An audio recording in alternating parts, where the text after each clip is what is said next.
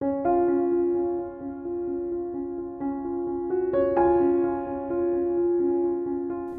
found it at my normal mammogram, and I got a call back. And I've had callbacks several times, so I wasn't even really concerned about the callback. When I did go in for the callback, the nurse said, "Are you alone?" And I'm like, "Of course." And she's like, "Well, I would want my family with me." And I knew then.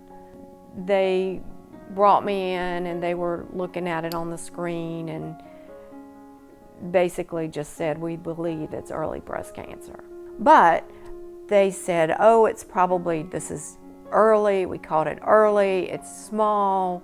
We'll probably just be able to go in and get it, and that'll be it." But then at every turn, it got worse. I did the biopsy, and then when I did the partial mastectomy, it was in the lymph nodes, and that was when everything changed. Once it was diagnosed and it was in the lymph nodes, that was the biggest ball game changer. Before breast cancer, I was extremely busy, and I feel like I was really organized. We had a 13-year-old son living at home, and the other 2 children were grown and out of the house, but we were just busy all the time. I feel like I was running up and down the road 24/7, like he was doing my thing. And when breast cancer entered the picture, it put the brakes on everything, because everything that I was doing, someone else had to take over.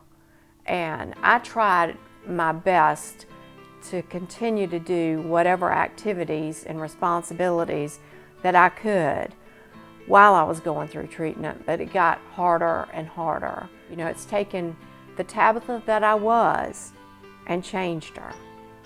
And now I have all these limitations, and I feel like at times my family is frustrated with me because of course they want me to be the way that I used to be. The more treatment she did, the more she had to get rest.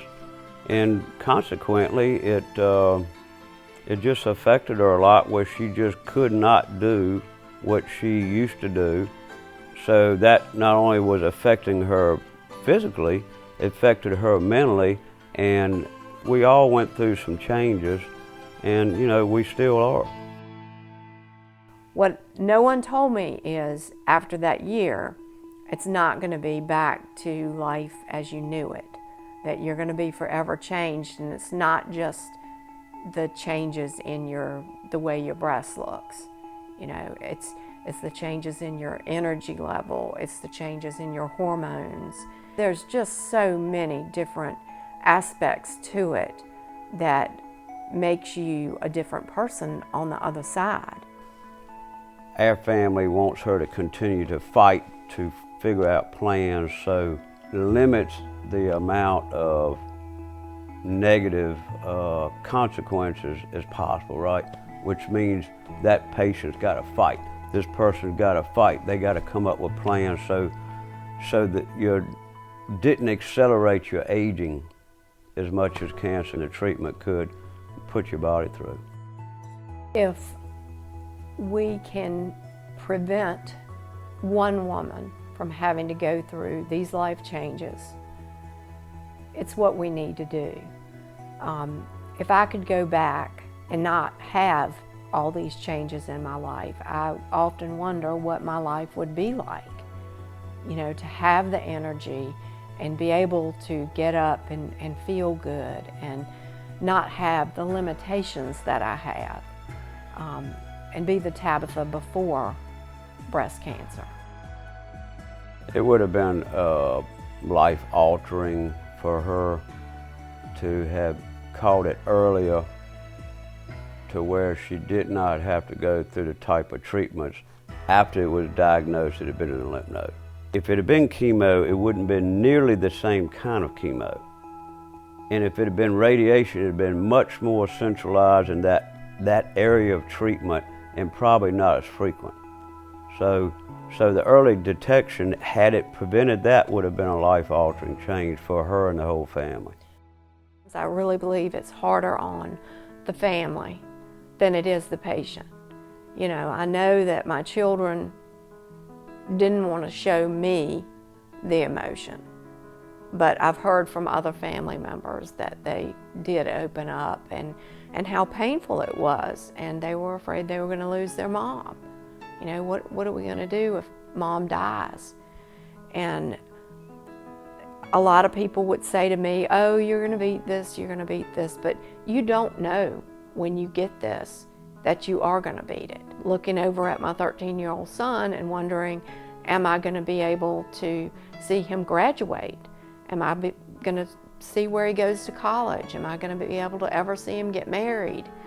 Am I going to see grandchildren? I feel like now it makes every blessing, that much more sweet.